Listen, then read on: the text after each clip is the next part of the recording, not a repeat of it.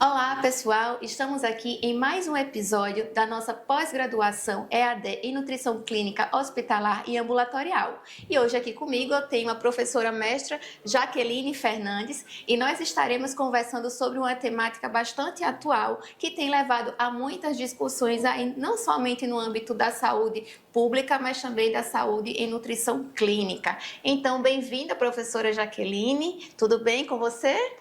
Oi, professora Patrícia, muito obrigada pelo convite. É uma honra, um prazer estar aqui para a gente conversar um pouquinho sobre o que tem de novo, né, em relação às temáticas que a gente trabalha aí nessa pós-graduação. Joia! E hoje nós estamos aqui para falar das doenças crônicas não transmissíveis, com foco aí na obesidade e também em outras doenças endócrinas.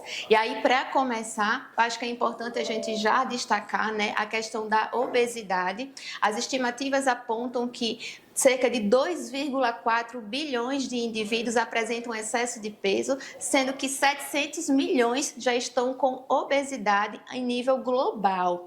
E aí, professora Jaqueline, eu gostaria que você trouxesse aqui para a nossa discussão quais são os principais desafios hoje no âmbito da nutrição, né, para enfrentamento desse problema que hoje é reconhecido como um problema de saúde pública.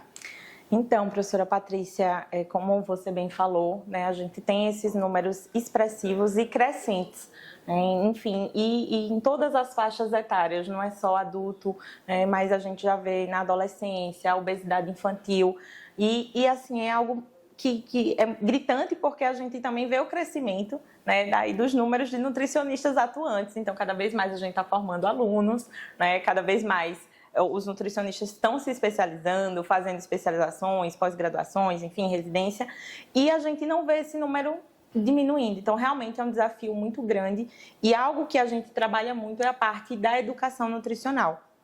Claro que, a nível hospitalar, a gente já chega com o paciente aí para tratamento, né, para introduzir aí, para fazer intervenção, a dietoterapia, mas a nível de consultório, muitas vezes a gente já consegue, né, a nível ambulatorial, fazer essa parte de prevenção também, porque muitas vezes o paciente chega com uma demanda e a gente já também faz o aconselhamento nutricional, orientando ele a ter vamos dizer assim, a favorecer essa perda de peso, que vai ser benéfica, né, em questões metabólicas, em prevenção de outras doenças, porque a obesidade ela é uma doença crônica, Sim, mas também é um fator de risco para o desenvolvimento de outras doenças. Então, está associada também aí ao desenvolvimento de outras doenças muito importantes, tá? Então, a questão da prevenção é um ponto-chave.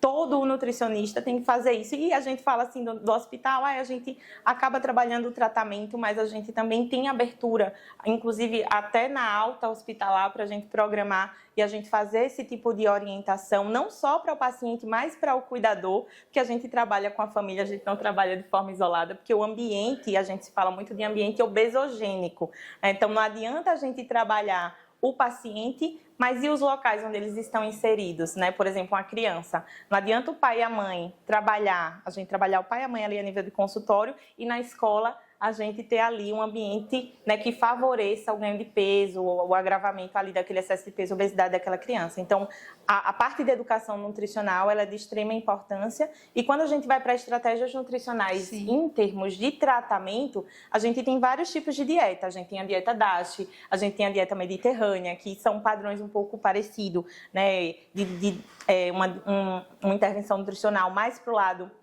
anti-inflamatório, priorizando alimentos mais naturais possíveis, eliminando ultraprocessados ou tentando reduzir, pelo menos, né, como se manda ou se orienta o Guia Alimentar para a População Brasileira, que é uma das bíblias que a gente tem na nutrição. Então, a gente tem alguns tipos de dieta vegana, ou a vegetariana, a gente tem alguns tipos, a low carb, a dieta cetogênica, tem vários tipos de dieta. E o pessoal pergunta muito, qual o melhor tipo de dieta? Isso. O melhor tipo de dieta é aquela dieta que o paciente consegue seguir. Porque de nada adianta a gente prescrever uma dieta e o paciente não ter adesão, porque não vai ter resultado. Então, a individualidade, a gente olhar o paciente como um todo, né, olhar a condição dele socioeconômico, o contexto que ele está inserido, o acesso que ele tem àquele tipo de alimento ou não, e a gente fazer tudo de acordo com o contexto que o paciente está inserido, de acordo com o estado nutricional e as comorbidades associadas, e aí sim a gente individualiza a nossa prescrição, faz a nossa orientação voltada para esse paciente. Então, a estratégia que a gente tem de melhor é aquela que é adequada para o nosso paciente, que ele consegue seguir. Isso tudo a gente faz análise no nosso atendimento. Sim, a gente conhecendo o paciente, a gente vai saber o que é melhor para ele. E às vezes a gente prescreve, não tem resultado, a gente muda a estratégia. A gente recomeça e muda a nossa estratégia. É exatamente isso. Então, mais uma vez a gente reforça, né, nas conversas que nós estamos tendo aqui com os nossos professores convidados, a questão da importância de se considerar a individualidade em cada atendimento, né? A gente não tem uma receita pronta e aí a gente precisa considerar, sim, né, cada indivíduo e a sua realidade. E aí na sua fala, professora Jaqueline, você citou muito bem, né, a questão do guia alimentar. Hoje é um dos principais documentos que nós temos aí no âmbito, né, da promoção de uma alimentação mais saudável e também na prevenção de doenças, né, já que a má nutrição, né, a má alimentação, ela está aí atrelada, né, como um dos principais fatores de risco para o desenvolvimento de outras doenças crônicas também, e a obesidade como um fator de risco, né, dentro desse contexto para outras condições também. E aí dentro dessas outras condições, dessas outras doenças, nós temos o diabetes. E aí eu queria que você trouxesse um pouquinho aqui para nós, né, o que é que tem, quais são as orientações, né, com a abordagem nutricional para o paciente, por exemplo, que ele é diabético ou ele é pré-diabético e ele apresenta aí excesso de peso. Certo. Em relação ao diabetes, é uma outra doença assim, que a gente vê números expressivos e trabalhamos muito a questão de prevenção também. Mesmo assim, a gente vê esse aumento, né, em termos da epidemiologia. Eu tinha até colocado para sinalizar isso, que eu acho que é importante para os alunos, né, que estão assistindo. Eu coordeno o serviço de atenção domiciliar, que é o programa Melhor em Casa, no município de Viçosa, e geralmente a gente dá conta de 30 pacientes na atenção domiciliar. Só que dos 30, geralmente, entre 15 a 20 pacientes sempre têm diabetes, seja tipo 1 ou tipo 2. E vamos dizer que em torno da metade, em torno de 50%, sempre tem complicações. Então, um paciente com pé diabético, um paciente nefropata, um paciente já com uma má vascularização ali, caminhando para uma amputação. Então, para a gente ver que se a gente tentar, né, resgatar esse paciente do início no pré-diabetes ou quando ele descobriu ali logo no diagnóstico, a gente consegue evitar alguns tipos de complicação. A gente tem, né, uma diretriz, na verdade temos vários guidelines sobre diabetes, se publica diariamente, se a gente for acompanhar. É um assunto que tem em massa publicações novas, vamos dizer, semanalmente, mas a gente tem guidelines e um deles, uma diretriz que a gente usa muito é a nossa diretriz brasileira. E a gente tem ela em 2024, né, foi publicada em 2024, e ela traz como novidade a terapia nutricional para o paciente diabético tipo 1. Então, se houve a necessidade de reforçar o cuidado nutricional para esse tipo de diabético. A gente tem uma maior proporção de pacientes diabético tipo 2, né? O paciente diabético tipo 1, ele é mais para o adulto mais jovem, tudo, mas por conta de complicação. O diabético tipo 2 pode evoluir para um diabetes tipo 1, que é o insulino dependente.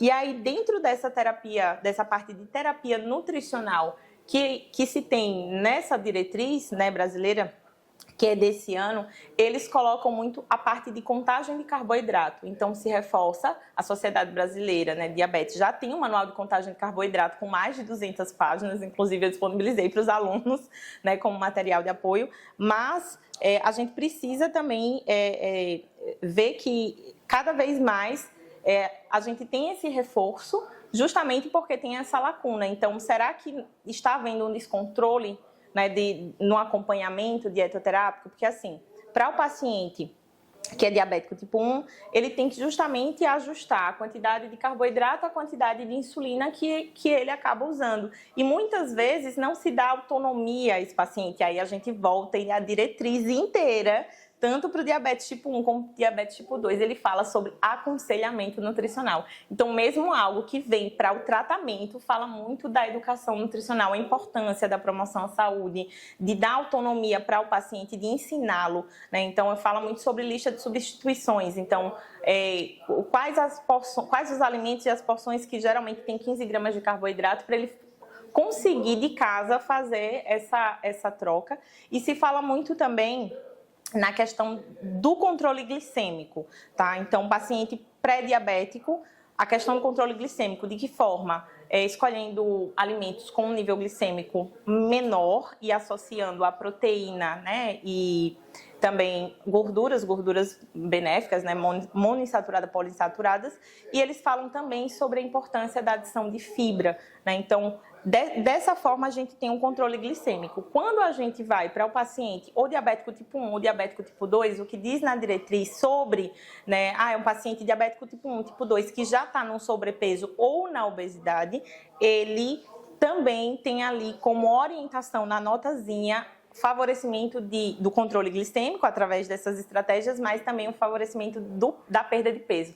Então, inicialmente, se esse paciente perder 5% do seu peso, ele consegue aí ter melhor resultado, um melhor controle glicêmico, e isso é um dos objetivos que a gente tem do cuidado nutricional, auxiliar na melhora desse controle glicêmico do paciente diabético. Né? Joia. E aí, aproveitando que você está aqui conosco, né? Quando a gente está lá acompanhando o nosso fórum, com as dúvidas e os questionamentos dos nossos alunos, surgiu também a outra discussão voltada para a síndrome do ovário policístico. Certo. Hoje as estimativas apontam que 1 a cada 15 mulheres apresentam essa síndrome, né? E 50 a 70% dessas mulheres apresentam resistência insulínica. E aí eu queria que você falasse aqui um pouquinho conosco qual o papel da nutrição aí na abordagem das mulheres com SOP.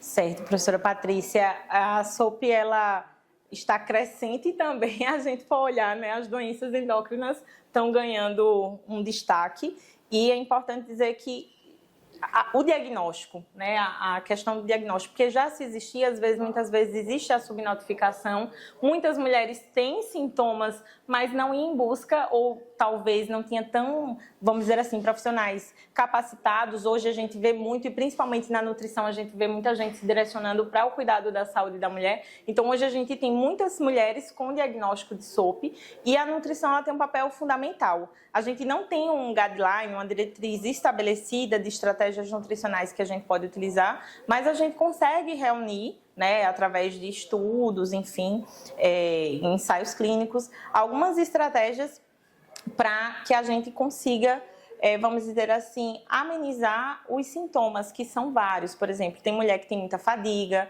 tem mulher que tem muita acne, tem a questão da SOP e fertilidade, que hoje a gente também vê muito nutricionista trabalhando só na área de saúde da mulher para melhorar essa questão de fertilidade, que na verdade muita gente diz assim: você tem síndrome do ovário policístico, você não pode engravidar. E não é verdade, tem outros fatores que estão associados, e se a gente acabar aí entrando com a intervenção nutricional, a gente ajuda essa mulher a engravidar. Tem muitos casos, né, muitos relatos de nutricionistas no consultório aí, casos de sucesso em que a mulher tem a SOP e ela depois conseguiu engravidar, porque com a dietoterapia, não só a dietoterapia, associando também com o estilo de vida mais saudável, mais adequado, ali ela teve resultados positivos. Então, quando a gente passa para, vamos dizer assim, para traçar o plano, e quando a gente olha para alguns estudos de abordagem nutricional da SOP, a gente tem os tópicos, assim, por exemplo, melhora do sono.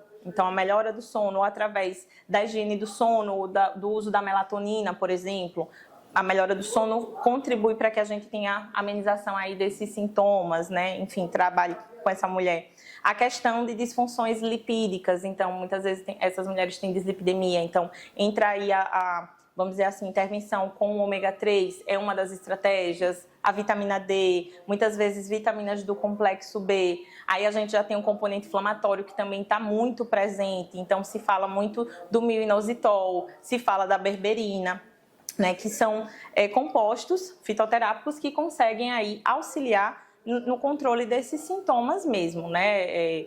A questão de uma dieta com baixo índice glicêmico, aí você me diz: oxe, mas é diabetes? Não, não é diabetes, mas utilizar essa estratégia que a gente utiliza no diabético, que também é uma doença endócrina, favorece, e favorece também a questão da resistência à insulina. O myo-inositol também, né, vamos dizer assim, é um composto que está sendo muito utilizado também para melhora a sensibilidade à insulina. Então, essa mulher também já tem uma predisposição ao sobrepeso e obesidade, né? Então, se a gente melhora a resistência à insulina, a gente consegue também aí fazer com que ela se sinta melhor. Porque a autoestima é algo que está muito, vamos dizer assim, tem um impacto negativo a SOP na autoestima da mulher, porque um dos sintomas também muito característicos é o hirsutismo, que é a mulher fica cheia de pelos, então o rosto muito peludo, o corpo todo muito peludo, e em relação ao cabelo, tem o padrão de calvície do homem. Então imagine, por quê? Porque na SOP a gente tem aumento dos hormônios andrógenos, então aumento do hormônio masculino ali na mulher. Por isso tanta desregulação metabólica. A gente também tem uma ovulação anacrônica e por isso que a mulher muitas vezes tem uma certa dificuldade em engravidar. Mas a nutrição, ela tem um poder maravilhoso. Não só falei algumas estratégias, mas tem tantas outras que associando a gente consegue aí ter uma, vamos dizer assim, um resultado positivo. Porque não adianta a gente partir para a suplementação, alunos pensem nisso, se a gente não faz o básico, se a gente não orienta uma atividade física, a melhora da qualidade do sono, a uma alimentação rica em frutas, legumes e verduras, raízes, tubérculos, ao que é mais natural possível, proteínas mais magras, gorduras melhores, né? A quantidade de carboidrato. Não precisa ser uma low carb, mas a gente controlar e o tipo e a qualidade do carboidrato, a adição de fibra, uma boa hidratação. Então não adianta a gente pensar na suplementação se o paciente não faz nem o básico. Então orientações que são importantes aí. Maravilha, professora Jaqueline. Por mim, a gente passava o resto do dia discutindo aqui, né? Mas nós estamos aí no nosso tempo e mais uma vez, muito obrigada por estar aqui conosco. Isso e muito mais você vê em um dos módulos da nossa pós-EAD. Então, se você ainda não se matriculou, não perde tempo e encontro vocês no nosso próximo episódio. Até logo!